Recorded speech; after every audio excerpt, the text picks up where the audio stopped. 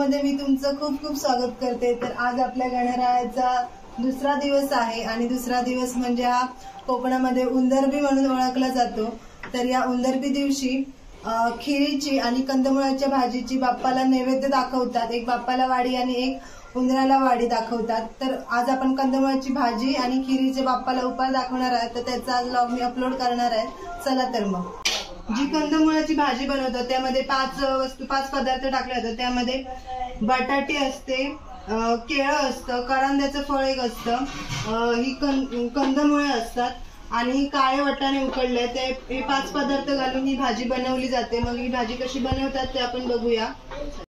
तर भाजीसाठी आणि खिरीसाठी लागणारं खोबरं इकडे मम्मी किसत होती आणि काकी इकडे गॅसवर रवा भाजून घेत होती। जाडा रवा, खिरीसाठी डालड्यामध्ये तो रवा भाजून घेत होती। आणि इकडे कंदमुळं, करंदे, केळी, बटाटी आणि काळे वाटाणे सगळे पाण्यामध्ये उकळत होते ते भाजीमध्ये घालण्यासाठी। आणि इकडे फोडणीची तयारी, भाजीच्या फोडणीची तयारी सुरू होती। तेल गरम करत ठेवलेलं होतं। तेल गरम होईपर्यंत कांदा, टोमॅटो, कोथिंबीर सगळं चिरून घेतलेलं होतं इथे आणि तेल 2 मिनिटं गरम होण्यासाठी ठेवलेलं होतं। तेल गरम झाल्यानंतर त्यात कांदा, आलं, लसूण, टोमॅटो आणि कोथिंबीरची फोडणी टाकायची होती। कांद्याची फोडणी टाकली। कांदा थोडा भाजल्यानंतर त्यानंतर कांदा थोडा गरम लालसर होईपर्यंत ठेवला होता तेलावर। त्याच्यानंतर ते कांदा लालसर झाल्यानंतर त्यात आलं लसूण पेस्ट, टोमॅटो आणि कोथिंबीर टाकली।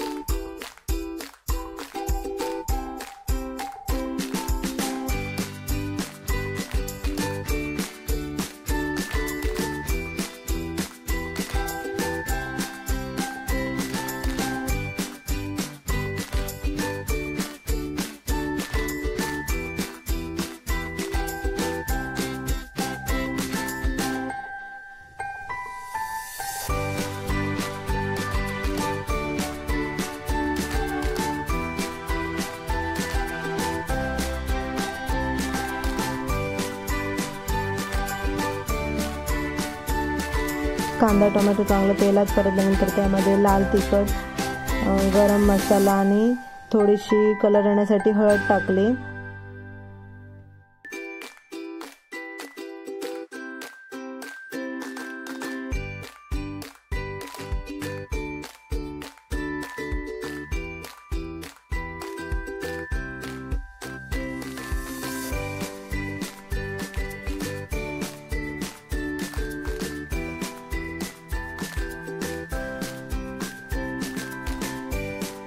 हे मिश्रण सगळं तेलात चांगलं परतून घेतल्यानंतर इकडे वाटण काढून रेडी ठेवलेलं होतं। खोबरं भाजून वाटण काढलेलं होतं ते भाजीमध्ये घातलं आणि त्यानंतर जी बॉईल केलेली सगळी कंदमुळाने होते त्याचं पाणी वेगळं काढून ते सगळे कंदमुळं, बटाटे वगैरे सगळी त्या वाटणामध्ये आणि फोडणीमध्ये टाकली।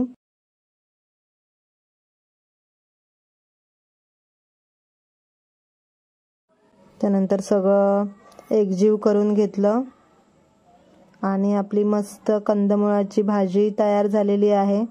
आता बाप्पाला आपण खीर पण इकडे तयार झालेली आहे मस्त। आणि त्यानंतर इकडे वाडी दाखवण्यासाठी खीर, केळीच्या पानामध्ये कंदमुळाची भाजी आणि खीर वाढते आहे।